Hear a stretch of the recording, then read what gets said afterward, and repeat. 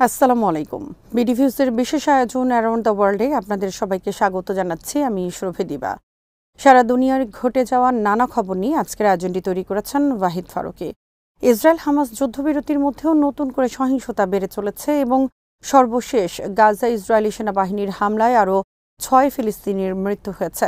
বুধবার দুটি পৃথক ঘটনায় এই হত্যাকাণ্ড ঘটে, যা চলমান যুদ্ধবিরতির স্পষ্ট লঙ্ঘন হিসেবে দেখা হচ্ছে। ইসরায়েলি সামরিক বাহিনীর দাবি অনুযায়ী রাফার পূর্বাঞ্চলে ভূগর্ভস্থ কোনো অবকাঠামো থেকে সন্দেহজনকভাবে বের হয়ে আসার পর 6 জনকে লক্ষ্য করে গুলি চালানো হয়। তাদের মধ্যে 4 জন ঘটনাস্থলেই নিহত হন এবং 2 জনকে আটক করা হয় বলে জানায় সেনাবাহিনী। তবে এসব দাবি স্বাধীনভাবে যাচাই করা সম্ভব হয়নি। ইসরায়েলি সংবাদ মাধ্যমগুলো আরও জানায়, রাফা অঞ্চলে এখনও ইসরায়েলি নিয়ন্ত্রণাধীন ইয়েলো লাইন এলাকায় প্রায় 200 হামাস যোদ্ধা ভূগর্ভস্থ টানেলে আটকা রয়েছে। যুদ্ধবিরতির শর্ত অনুযায়ী নিরাপদ পথ দেওয়ার জন্য হামাস ও মধ্যস্থতাকারী দেশগুলো বারবার আহ্বান জানালেও তেল আবিব এখনও সে বিষয়ে কোনো সাড়া দেয়নি। এই ঘটনার বিষয়ে হামাস কোনো মন্তব্য করেনি। এদিকে গাজা উপত্যকার উত্তরের বেইত লাহিয়া রাউন্ড আবাউট এলাকায় আরেকটি ঘটনায় ইসরায়েলি ড্রোনের গুলিতে আরও 2 জন ফিলিস্তিনি নিহত হয়। প্রত্যক্ষদর্শীরা আনাদুলুকে জানান, যুদ্ধবিরতির অংশ হিসেবে সেনারা যে অঞ্চল থেকে পূর্বে সরে গিয়েছিল সেখানেই পুনরায় একটি ড্রোন বেসামরিক লোকজনের উপর গুলি চালায়। চিকিৎসা সূত্র 2 জনের মৃত্যুর বিষয়টি নিশ্চিত করেছে। এইসব হামলা গত 10 অক্টোবর কার্যকর হওয়া যুদ্ধবিরতির ধারাবাহিক লঙ্ঘন হিসেবে বিবেচিত হচ্ছে, যা মিশর, কাতার এবং তুরস্কের মধ্যস্থতায় এবং যুক্তরাষ্ট্রের সহযোগিতায় প্রতিষ্ঠিত হয়। ফিলিস্তিনি পরিসংখ্যান অনুযায়ী যুদ্ধবিরতি কার্যকর হওয়ার পর থেকেই ইসরায়েলি বাহিনীর গুলিতে অন্তত 342 জন ফিলিস্তিনি নিহত হয়েছেন। 2023 সালের অক্টোবর থেকে ইসরায়েলি অভিযানে এখন পর্যন্ত প্রায় 70,000 ফিলিস্তিনি নিহত হয়েছেন, যাদের বেশিরভাগই নারী ও শিশু। আহত হয়েছেন আরও অন্তত 1,71,000 মানুষ। গাজার অধিকাংশ অঞ্চলই ধ্বংসস্তূপে পরিণত হয়েছে এবং মানবিক সংকট দিন দিন আরও ভয়াবহ আকার ধারণ করছে, যেখানে যুদ্ধবিরতির নামে চলমান হামলা নতুন করে অস্থিরতা ও উদ্বেগ বাড়িয়ে তুলছে। ইসরায়েল বুধবার 15 জন ফিলিস্তিনির মৃতদেহ হস্তান্তর করেছে, একদিন আগে হামাস এক ইসরায়েলি জিম্মির দেহাবশেষ ফেরত দেওয়ার পর। এই বিনিময়টি গত মাসের মার্কিন সুবিধাজনক যুদ্ধবিরতির ধারাবাহিকতায় হয়েছে, যার প্রথম ধাপ এখন প্রায় শেষের দিকে।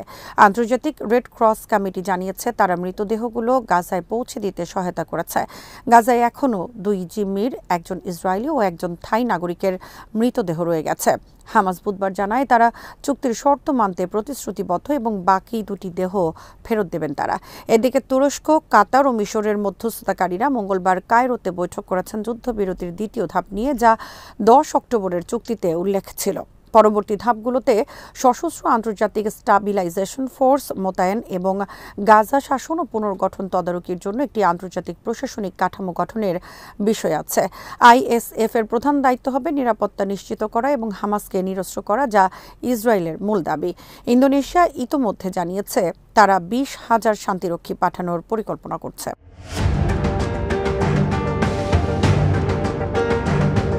তবে এসব পরিকল্পনা কার্যকর করা নিয়ে বহু অনিশ্চয়তা রয়েছে এবং যুদ্ধবিরতির ভঙ্গুর অবস্থা এখনও সময়সীমার উপর ঝুলে রয়েছে। এরই মধ্যে গাজায় প্রায় সব ফিলিস্তিনি বাস্তুচ্যুত অবস্থায় দিন কাটাচ্ছেন।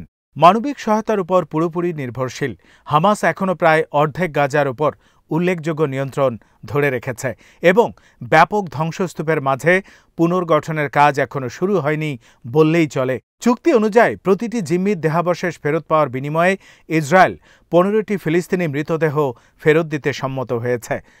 গাজার স্বাস্থ্য মন্ত্রণালয় জানিয়েছে, এখন পর্যন্ত 345টি ফিলিস্তিনি মৃতদেহ ফেরত এসেছে। এর মধ্যে 99 জনের পরিচয় নিশ্চিত করা গেছে।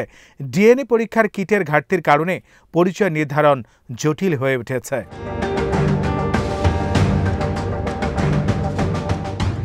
এদিকে ইসরায়েল সম্প্রতি ফেরত পাওয়া জিম্মি ড্রোর অরের মৃত্যুতে শোক প্রকাশ করেছে। সামরিক বাহিনী জানিয়েছে, অর ও তার স্ত্রী ইয়োনাত 7 অক্টোবর 2023 সালে হামাসের কিবুতিস বেয়েরি অভিযানের সময় নিহত হন। মৃত্যুর আগে তারা নিজেদের 2 সন্তানকে বাড়ির জানালা দিয়ে বাইরে বের করে দেন, যা শেষ পর্যন্ত বাচ্চাদের প্রাণ বাঁচিয়ে দেয়। যদিও পরবর্তীতে আলমা ও নোয়ামকে অপহরণ করা হয় এবং একই বছরের নভেম্বরে জিম্মি বিনিময়ের সময় মুক্তি পান। হামাসের সেই অভিযানে মোট ১২০০ মানুষ নিহত হয় এবং ২৫১ জনকে জিম্মি করা হয়, যা ইসরায়েলের পরবর্তী ধ্বংসাত্মক যুদ্ধের কারণ হয়ে দাঁড়ায়। অরের দেহাবশেষ ফেরত পাওয়ার পর প্রায় সব জিম্মি বা তাদের দেহ উদ্ধারের প্রক্রিয়া প্রায় সম্পন্ন হয়েছে।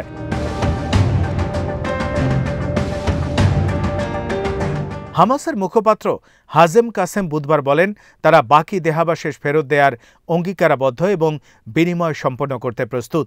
তিনি মধ্যস্থতাকারীদের প্রতি আহ্বান জানান ইসরায়েলের যুদ্ধবিরতি লঙ্ঘন বন্ধে চাপ প্রয়োগ করতে। বুধবার পৃথক ঘটনায় ইসরায়েলি বাহিনী মধ্য গাজায় সাধারণ মানুষের উপর গুলি চালায়, যেখানে এক ফিলিস্তিনি নিহত এবং অন্তত ২ জন আহত হয়েছে বলে আল-আকসা মার্টিয়ার্স হাসপাতাল জানিয়েছে। ঘটনাটি মাঘাজি শরণার্থী শিবিরের পূর্ব দিকে ঘটে। ইসরায়েলি সেনাবাহিনী জানায় এই মন্তব্য করার মতো পর্যাপ্ত তথ্য তাদের হাতে নেই। আরেক ঘোষণায় সেনারা দাবি করে তারা রাফা শহরে ৬ হামাস সদস্যকে লক্ষ্যবস্তু করে, যেখানে একজন নিহত হয়। পরে তারা একটি ভবন তল্লাশি করে আরও ৩ জনকে হত্যা ও ২ জনকে আটক করে। গাজার স্বাস্থ্য মন্ত্রণালয় বলছে, যুদ্ধবিরতি শুরু হওয়ার পর থেকে মঙ্গলবার পর্যন্ত ৩৪৫ ফিলিস্তিনি নিহত ও ৮৮৯ জন আহত হয়েছে। সামগ্রিকভাবে ৬৯,৭৭৫ জন ফিলিস্তিনি নিহত ও ১,৭০,৮৬৩ জন আহত হয়েছে বলে তাদের রেকর্ডে রয়েছে, যা চিকিৎসক ও বিশেষজ্ঞদের কাছে সাধারণত নির্ভরযোগ্য হিসেবে ধরা হয়।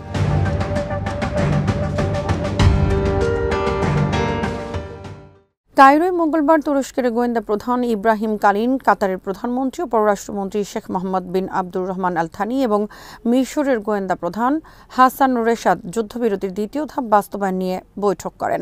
তারা যুক্তরাষ্ট্রের সঙ্গে সমন্বয় বাড়ানো এবং মার্কিন নেতৃত্বাধীন সিভিল মিলিটারি কোঅর্ডিনেশন সেন্টারের সঙ্গে ঘনিষ্ঠভাবে কাজ করার সিদ্ধান্ত নেন, যাতে বাধা দূর করা যায় এবং যুদ্ধবিরতি নির্বিঘ্ন থাকে।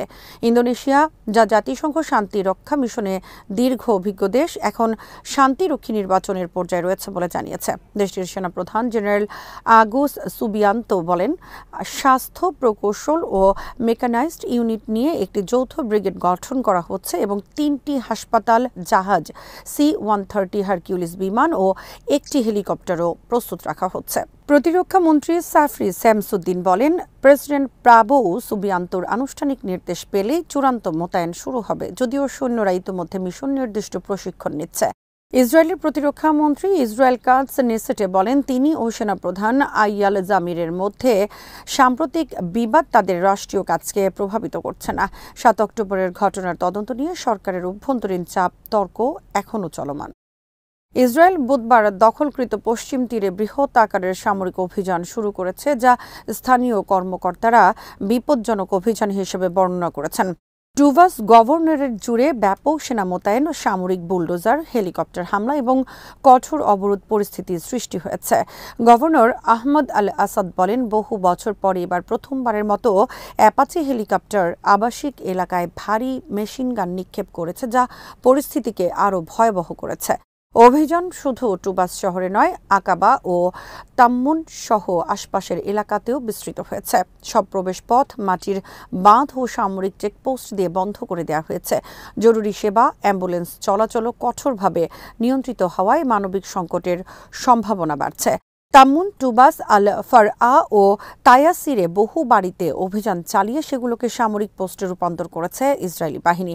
পরিস্থিতি মোকাবেলায় জরুরি কমিটি গঠন করা হয়েছে, যা মানবিক প্রয়োজন মেটাতে স্থানীয় প্রতিষ্ঠানের সঙ্গে সমন্বয়ে কাজ করছে।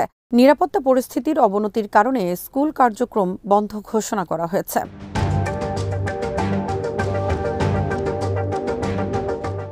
ইসরায়েলি সেনাবাহিনী জানিয়েছে, শিনবেত ও পুলিশ বাহিনীর সহযোগিতায় সন্ত্রাসবিরোধী অভিযান হিসেবে এই কার্যক্রম পরিচালিত হচ্ছে। তবে গভর্নর আসাদ আনাদুলু এজেন্সিকে বলেন, ইসরায়েল আগেই জানিয়েছে অভিযান কয়েকদিন চলবে, যা তার মতে নিরাপত্তা নয় বরং রাজনৈতিক উদ্দেশ্য প্রণোদিত। তিনি দাবি করেন, টুবাসে ইসরায়েলের কথিত ওয়ান্টেড কেউ নেই। ইসরায়েলি দৈনিক ইয়দিয়ত আহরনোত জানায়, 3টি ব্রিগেড এই অভিযানে অংশ নিচ্ছে, যা গাজা যুদ্ধ চলাকালে পশ্চিম তীরের শরণার্থী ক্যাম্পে ইসরায়েলের তীব্র হামলার মতোই ব্যাপক। পত্রিকাটি দাবি করেছে, সাম্প্রতিক সময় ইসরায়েলি বাহিনীর উপর হামলা ও কিছু সংগঠনের পুনর্গঠনের প্রচেষ্টার পর এই অভিযান শুরু হয়েছে। তাদের ভাষ্য, অভিযানের লক্ষ্য সংগঠনগুলোর অবকাঠামো ধ্বংস করা এবং বিস্ফোরক অস্ত্র উদ্ধার।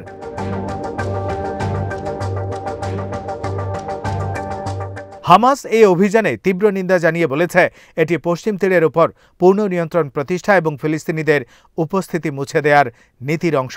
তারা আন্তর্জাতিক সম্প্রদায়কে অবিলম্বে হস্তক্ষেপ করে ইসরায়েলের যুদ্ধাপরাধ বন্ধে পদক্ষেপ নিতে আহ্বান জানান। 2023 সালের অক্টোবর থেকে গাজা যুদ্ধ শুরুর পর পশ্চিম তীরে ইসরায়েলি বাহিনী ও অবৈধ বসতি স্থাপনকারীদের হামলায় অন্তত 1082 ফিলিস্তিনি নিহত এবং প্রায় 11,000 জন আহত হয়েছেন। গ্রেপ্তার হয়েছে 20,000-এর বেশি।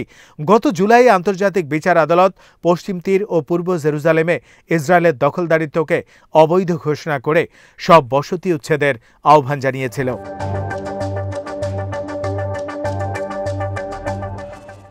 গাজা উপত্যকার অস্তিত্বই আজ হুমকির মুখে, এমন সতর্ক বার্তা দিয়েছে জাতিসংঘ, জানিয়ে যে ইসরায়েলের দীর্ঘমেয়াদী যুদ্ধ এই অঞ্চলের অর্থনীতিকে সম্পূর্ণ ধ্বংস করে দিয়েছে এবং এখন তা পুনর্গঠনে অবিলম্বে আন্তর্জাতিক হস্তক্ষেপ অপরিহার্য।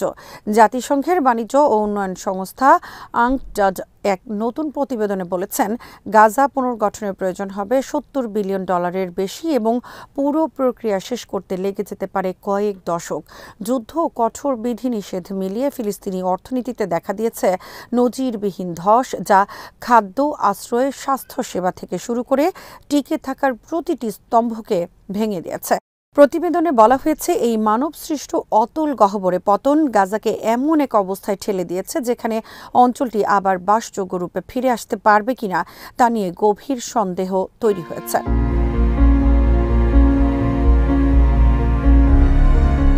2 বছর ধরে চলা ইসরায়েলি আগ্রাসনে গাজায় প্রায় 70,000 মানুষ নিহত হয়েছেন, যা ফিলিস্তিনি স্বাস্থ্য মন্ত্রণালয়ের হিসাব এবং জাতিসংঘ যেগুলোকে নির্ভরযোগ্য বলে গণ্য করে। যুদ্ধ শুরু হয়েছিল 2023 সালের অক্টোবরে হামাসের দক্ষিণে ইসরায়েলি অভিযানের পর। সেখানে 1221 জন নিহত হয়, কিন্তু পরবর্তী ইসরায়েলি সামরিক ধ্বংসযজ্ঞে পুরো অঞ্চলকে ঠেলে দিয়েছে এবং পরপর বহু সংকট, মানবিক, অর্থনৈতিক, পরিবেশগত ও সামাজিক, যা গাজাকে উন্নয়নহীনতা থেকে চূড়ান্ত ধ্বংসে নিয়ে গেছে। আংটাড সতর্ক করে দিয়েছে, গাজাকে পূর্বের অবস্থায় ফিরিয়ে নিতে কয়েক দশকের বেশি সময় লাগবে। তাই সংস্থাটি একটি বিস্তৃত পুনরুদ্ধার পরিকল্পনার আহ্বান জানিয়েছে, যাতে আন্তর্জাতিক সহায়তার সমন্বয়, আর্থিক লেনদেন পুরোপুরি চালু করা, বাণিজ্য চলাচল ও বিনিয়োগের উপর আরোপিত বাধা নিষেধ শিথিল করার মতো পদক্ষেপ অন্তর্ভুক্ত থাকবে।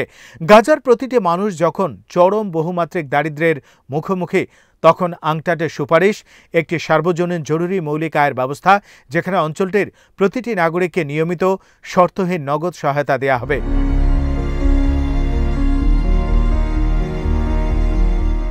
হংকংয়ের নিউ টেরিটরিজের তাইপো জেলায় একটি উচ্চ ভবনে ভয়াবহ অগ্নিকাণ্ডে কমপক্ষে 36 জন নিহত, 29 জন আহত এবং 279 জন নিখোঁজ হয়েছে বলে স্থানীয় কর্তৃপক্ষ জানিয়েছে।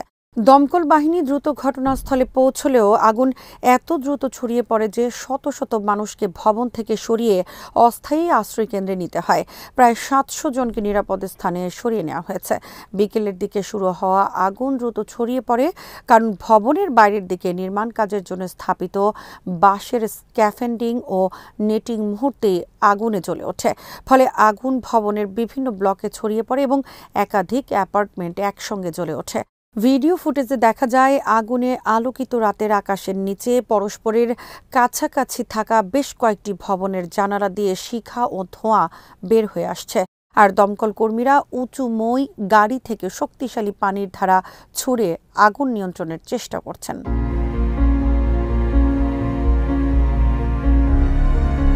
হাউজিং কমপ্লেক্সটিতে মোট 8টি ব্লক ছিল, যেখানে প্রায় 2000টি অ্যাপার্টমেন্টে প্রায় 4800 মানুষ বাস করতেন।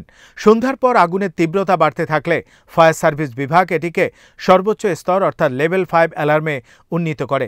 128টি ফায়ার ট্রাক ও 57টি অ্যাম্বুলেন্স মোতায়েন করা হয়। আগুন নেভাতে গিয়ে একজন দমকল কর্মী নিহত হন এবং আরেকজন তীব্র গরমের কারণে ক্লান্ত হয়ে চিকিৎসাধীন আছেন বলে বিভাগের পরিচালক অ্যান্ডি ইয়ং জানান। পুলিশ জানায়, তারা বহু নাগরিকের কাছ থেকে ভবনের ভেতরে আটকে পড়া মানুষের খবর পেয়েছে, তবে বিস্তারিত ব্যাখ্যা দেয়নি। তাই পে জেলা কাউন্সিলের সদস্য লো হিউ ফুং জানান, আটকে পড়াদের মধ্যে বেশিরভাগই ছিলেন বয়স্ক বাসিন্দা, যারা দ্রুত ভবন ত্যাগ করতে পারেননি। এই কারণে হতাহতের সংখ্যা আরও বাড়তে পারে বলে শঙ্কা করা হচ্ছে।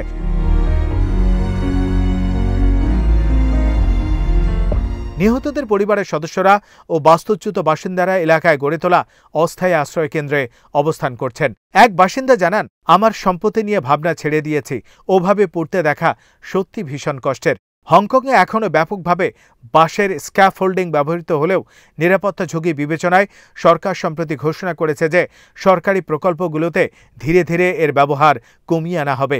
তাইপো হংকংয়ের উত্তরাংশে অবস্থিত একটি উপশহর, যা মূল ভূখণ্ড চীনের শেনঝেন শহরের কাছাকাছি। ভয়াবহ এই অগ্নিকাণ্ড এলাকা জুড়ে শোক এবং উদ্বেগের সৃষ্টি করেছে।